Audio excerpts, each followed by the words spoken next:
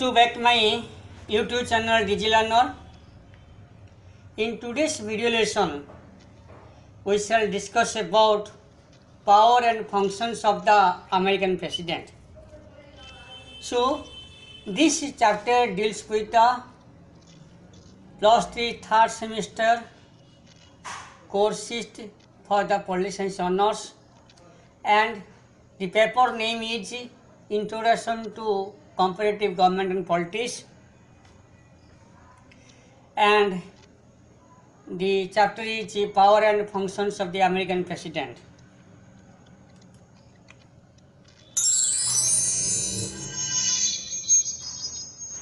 In American system, there has been the presidential power government.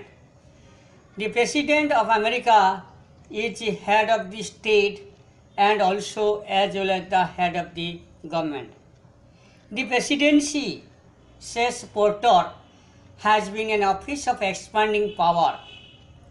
Article 2 of the American Constitution says that the executive power shall be vested in the President. When the supreme executive power is vested in the American President, he is expected to exercise vast power in constitutional structure of America. It has become a unique office that assumed a new global role. Now we shall discuss about the qualifications to be the President of America. The Constitution provides that a candidate for the presidency must fulfill some qualifications. They are: he must be a natural born citizen of the United States of America. Secondly, he must not be below the age of 35, or he must not less than 35 years of age. He must have lived in USA for not less than 14 years, not nationally consecutive. Now we shall discuss about term of office. The President of America holds office for 4 years. Originally, the Constitution did not put any restriction on the re-election of the President. George Washington, the first President of America, was elected twice and refused to contest for a third term. He set a precedent and established a convention that an incumbent of the presidential office should not contest for more than 2 terms. The 22nd Amendment of the American Constitution provides that no person is to be elected as the President for more than 2 terms or a maximum period of 10 years. Now we shall discuss about removal from office, how the President of America is removed from his office. The President may be removed from office before the expiry of normal term through the impeachment. The House of Representatives, with the support of its majority members, adopt a resolution of impeachment charging the President with treason, bribery and high crimes. The Senate, which acts as a court of trial in case of impeachment, its meeting is then presided over by the Chief Justice of the Supreme Court. The Senate has power to convict the President by 2/3 majority of its members present voting. The method of impeachment is a rigid one. During the long constitutional history of the United States of America, only in 1868 President Johnson was subject to the process of impeachment, but the impeachment motion failed by 1 vote. There was a threat of impeachment of Nixon on the Watergate scandal, but it did not materialize as he resigned in 1974. Election. Now we shall discuss about how the President of America is elected. The President of America is elected by an electoral college or the presidential electors. At present, the presidential electoral college consists of 538 members. This number is equal to the number of representatives to be sent to the Congress from 50 states and 3 representatives from District of Columbia, that is 435 members of the House of the Representatives plus 100 members of the Senate and 3 members from the District of Columbia. The presidential candidate needs minimum 270 votes out of 538 in order to be elected. The methods of electing the president of the Electoral College of the each state has been left to be decided by the state legislature concerned. Originally, they were elected by the concerned state legislature, but nowadays they are elected directly by the people of the state concerned. The presidential elector meets in the capital of their respective states and cast their ballot for the presidential and vice president. These ballots are then sent to the president of the Senate, who counts them in the presence of the members of the both houses. Now we shall discuss an oath. How the President of America takes an oath. The new president assumes office on 20th January following his election, takes the oath with the chairmanship of Chief Justice of Supreme Court of America as follows. So the president assumes by these words, I do solemnly swear that I shall faithfully execute the office of the President of the United States, and I will do the best of my ability, preserve, protect and defend the Constitution of the United States. Now we shall discuss about power and functions of the President of America. The American presidency, as described by Lord Bryce, is the greatest office of the world. He has been described as the foremost ruler in the world, or as one of the most powerful offices ever created by the democratic nation. The powers the president may be studied under the some following heads. First, executive power. First of all, we shall discuss about the executive power of the President of America. The Constitution provides that the executive power shall be vested in the President of the United States. He is the chief executive of the nation. He is the head of the national administration, and all executions of the nation are taken in his name. The president is responsible for the enforcement of the federal laws. He is also required by the Constitution to secure the faithful execution of all laws passed by Congress and all treaties approved by the Senate. He also sees to the implementation of the decision of the federal courts and remains responsible to protect the Constitution. The Constitution, the executive power of the President includes a large number of appointments to the federal services, including the members of his cabinet. Now we shall discuss the legislative power of the President of America. As the Constitution contains the theory of a separation of power with necessary checks and balance, it concerns upon the President a limited legislative power.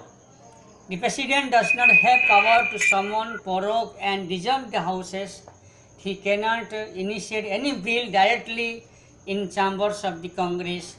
Some of his legislative powers may be analyzed as follows. First is the veto power, the power of the veto. A bill passed by the Congress are referred to the President for his final approval. After receipt of a bill, the President has following three options. First, he may give his assent to the bill or send to it to him, and the bill will become an act or law. He may reject the bill with him, in which case it becomes a law at the expiry of the 10 days without his signature, provided the Congress is still in the session. If the bill sent to the President for his assent, at that time the Congress is in the session, then if the President resent the bill for the approval of Congress, then Congress approves it. So, the bill in such a case is killed if the Congress is adjourned within 10 days. This is known as the pocket veto of the American president. In case he does not give his assent, he may reject a bill, return it to the Congress with or without amendment. In such a case, the bill may be passed by Congress by two-thirds majority in each house, then it shall be obligatory on the part of President to give his assent. On the other hand, if the bill is or do not pass in the each houses of the American Congress with a two-thirds majority, then the bill will be die. So this is the suspense veto of the American president. Then is the message. The Constitution says that the President shall from time to time give to the Congress information regarding the state of the Union or the federal and recommend to the consideration such measures as he shall judge necessary and expedient. It is one of the public documents which is widely read and discussed. In practice, many laws owe their origin to the presidential message. So, the presidential message may be transformed into a bill or that become law. Then, special session. The President of America can convene special sessions of the Congress if she requires or he or she requires. Then, delegate legislation. In most cases, the Congress makes law in broad outline or skeleton form. The details are left to be filled by the executive. The rule and regulation made by the executive is known as the delegate legislation. The volume of delegate legislation has been increasing in recent times in American constitutional system. Now we shall discuss about a diplomatic power. The President of America exercises considerable powers in field of foreign relations and diplomacy. He represents the nation in foreign affairs. He formulates the foreign policy of the nation. He appoints ambassadors, all diplomatic representatives of the United States of America to foreign states with the consent of the Senate. He receives the foreign diplomats or foreign envoys, diplomatic envoys accredited to America.